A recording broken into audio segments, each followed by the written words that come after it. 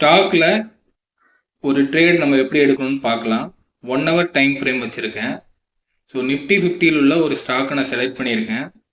நேற்று என்ன நடந்திருக்கு அப்படின்னா, ப்ரைஸு இங்கேருந்து இந்த பையரை வந்து இந்த லெவலுக்கு இங்கே மார்க் பண்ணியிருக்கேன் பாருங்க, பையரோட க்ளோஸ் ப்ரைஸை அது கீழே க்ளோஸ் வச்சுட்டாங்க. இப்போ நம்ம என்ன பண்ணுவோம், செல் என்ட்ரி எடுப்போம்.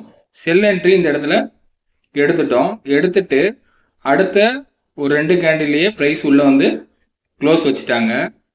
இப்போ நம்ம எக்ஸிட் பண்ணிடுவோம். அப்போ ஒரு 3 பாயிண்ட் இதில் வந்து நமக்கு லாஸ். சரிங்களா? நம்ம என்ன நினச்சி எடுத்தோம், இங்கே என்ட்ரி எடுத்தோன்னா இந்த லெவல் இந்த ஓப்பன் ப்ரைஸ் வரைக்கும் வரும்னு நினச்சி நம்ம எடுத்தோம். ஆனால் அந்த ட்ரேட் என்னாச்சு, மேலே கொண்டு போய் இங்கே க்ளோஸ் வச்சனால எக்ஸிட் பண்ணிட்டோம். ஒன்ஸு ஒரு சப்போர்ட்டை உடச்சிட்டு மறுபடியும் க்ளோஸ் வச்சுட்டா அந்த சப்போர்ட்டில் மறுபடியும் என்ன பண்ணுவோம், என்ட்ரி எடுப்போம். ஸோ அந்த என்ட்ரி எடுத்தால் எது வரைக்கும் போகும், இந்த லெவல் வரைக்கும் போகும். அப்போ இதில் வந்து நேற்று 3 பாயிண்ட் லாஸ் பண்ணதை 25 பாயிண்ட் நேற்றே பிடிச்சிட்டோம். அடுத்தது நேற்று மார்க்கெட்டு இந்த ரெசிஸ்டனையும் க்ளோஸ் பண்ணி முடிச்சிட்டாங்க. அது க்ளோஸ் வச்ச இந்த பையரையும் வந்து நம்ம மார்க் பண்ணால் சேம் லெவல் தான் வருது. ப்ரைஸ் இன்னைக்கு ஓப்பன் பண்ணி கீழே லைட்டாக தான் வந்திருக்காங்க. அப்போ புல் பேக் வந்துட்டாங்க.